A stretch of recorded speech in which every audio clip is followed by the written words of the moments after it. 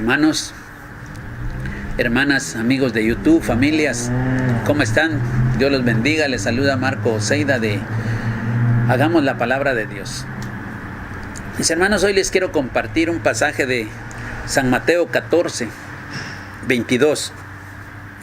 Y dice que Jesús, después de una jornada de enseñanzas, de sanidades y de alimentar a 5,000 personas, dice, sin contar hombres y mujeres, dice que al terminar les dijo a sus discípulos que se fueran a la barca y que se adelantaran a la otra ribera, entre tanto que él despedía a la multitud. Mis hermanos, nos podemos poner a pensar el que Jesús despidiera a 5,000 personas. Definitivamente, mis hermanos, habían familias que lo querían conocer, que lo querían saludar, que querían sentir la presencia de él. Y él dijo que las iba a despedir, mientras tanto que ellos se adelantaran. Y dice que despedida la multitud, subió al monte a orar aparte, y cuando llegó la noche estaba ahí solo.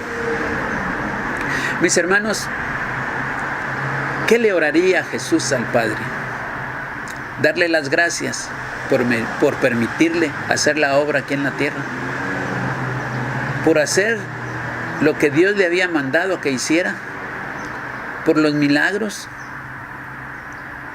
a orar por toda esa gente necesitada, a orar por sus discípulos. ¿Qué le pudo haber pedido, mis hermanos? A darle las gracias porque el Padre respondía a las oraciones que él hacía, como lo hizo cuando resucitó a Lázaro, que le dijo que el Padre siempre le respondía, siempre estaba con él. Y dice que ya era tarde, y ya la barca en medio del mar, azotada por las olas, porque el viento era contrario. Y dice: mas a la cuarta vigilia de la noche Jesús vino a ellos andando sobre el mar. Ahora, mis hermanos,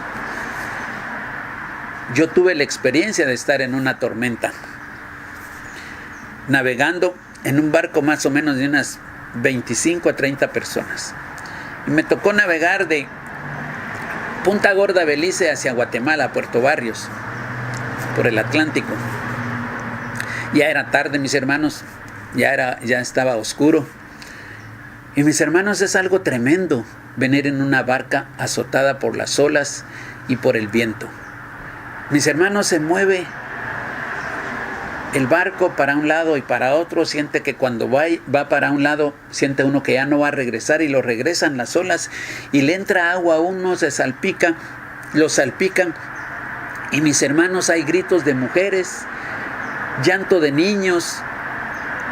Y mis hermanos, los padres tratando de motivarlos, darle la confianza de que van a llegar sanos y salvos a tierra. Y mis hermanos, es algo tremendo.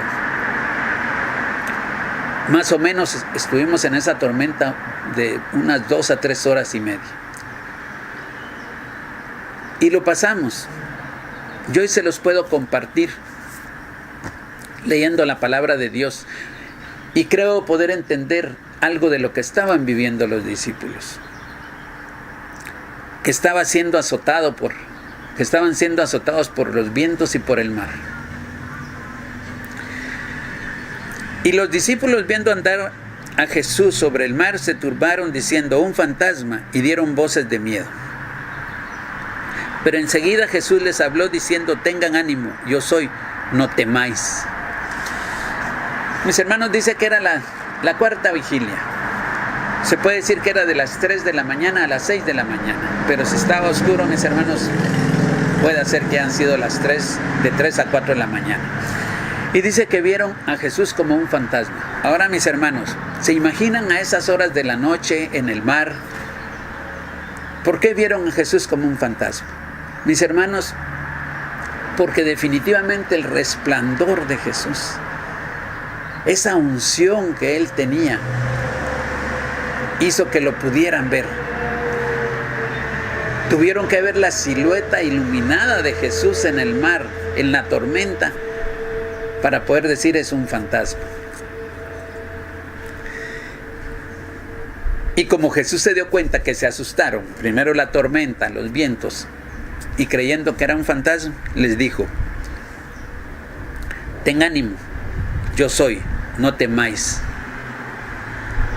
Pero mis hermanos, hay un discípulo que a mí me llama la atención, porque es un discípulo muy atrevido.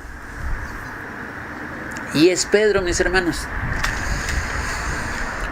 Un discípulo que para él no tenía límites el Señor.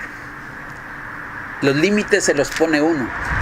Pero al ver la actitud de Pedro, creo yo que él sabía que en el Señor, que en Jesús no habían límites. Y él se atrevía a hacer tantas cosas. Y muchas veces no le importaba quedar en ridículo, pero él lo hacía porque creía en Jesús. Entonces le respondió Pedro y dijo: Señor, si eres tú, manda que yo vaya a ti sobre las aguas. Y él dijo: ven.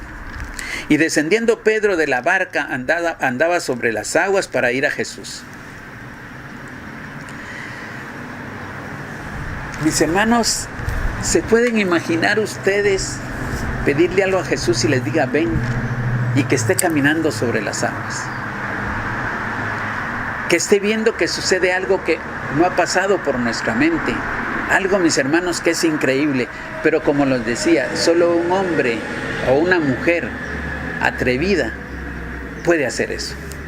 De decirle al Señor que le demuestre. Pero al ver el fuerte viento tuvo miedo, y comenzando a hundirse dio voces diciendo: Señor, sálvame. Mis hermanos, cuando ya iba Pedro en camino hacia el Señor, tuvo temor. Y entonces dice que se empezó a hundir. Y dio voces diciendo, dio gritos diciendo: Señor, sálvame.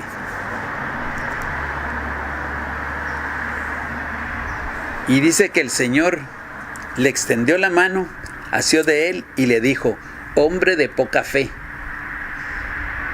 Porque lo que hizo que Pedro se empezara a hundir fue la inseguridad que le provocaban los vientos. Fue la inseguridad que le produjo tal vez al ver para el fondo del mar y no ver nada, solo oscuridad. Que pudo haber pensado que en qué estaba parada, solo sentía lo fresco de la tormenta, lo fresco de las aguas, las salpicaduras que le provocaban las olas. Y mis hermanos, eso es lo que nos sucede a nosotros. Nos atrevemos a algo, pero en el camino dudamos. Y nos olvidamos de que el Señor puede hacer que esté como hizo con Pedro. Ven, dame la mano. Y nosotros dudamos. Ya en el momento, mis hermanos, cuando nos acordamos y venimos ante el Señor, entonces nos viene nuevamente la paz, nos viene la calma y empezamos a confiar. No totalmente, sino empezamos a confiar con duda de que el Señor nos va a sacar de la situación que estamos viviendo. Y el Señor le dijo: hombre de poca fe, ¿por qué dudaste? Mis hermanos, aquí podemos ver que Pedro era un hombre común y corriente como nosotros. La única diferencia es que Pedro fue discipulado personalmente por Jesús. Pero mis hermanos, la palabra de Dios es vida y vida en abundancia. Tenemos que creer que Jesús vive y que Él nos habla cuando nosotros leemos su palabra, y que cuando la hemos leído hay muchos versículos, muchas cosas que Dios nos ha dado y que está en nosotros y que nosotros tenemos que darle vida para que se cumplan. Y dice que cuando Pedro y el Señor subieron a la barca, se calmó el viento. Entonces los que estaban en la barca vinieron y le adoraron diciendo: verdaderamente eres Hijo de Dios. Mis hermanos, yo los exhorto que así como Pedro lo hizo, lo hagamos nosotros. Seamos atrevidos, pidámosle al Señor. Mis hermanos, en el Señor no hay límites, los límites los ponemos nosotros.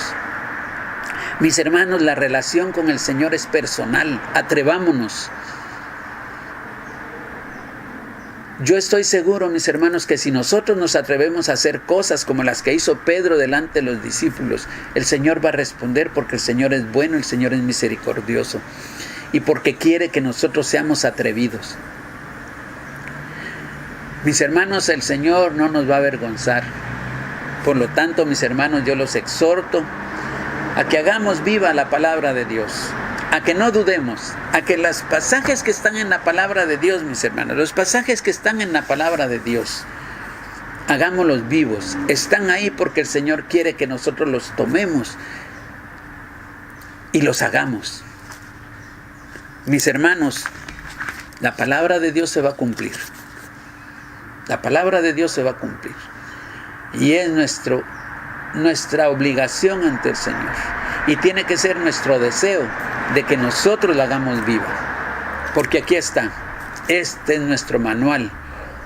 Y mis hermanos, aquí podemos leer que en el Señor no hay límites. Mis hermanos, gracias. Que Dios me los bendiga. Y nos vemos la próxima semana.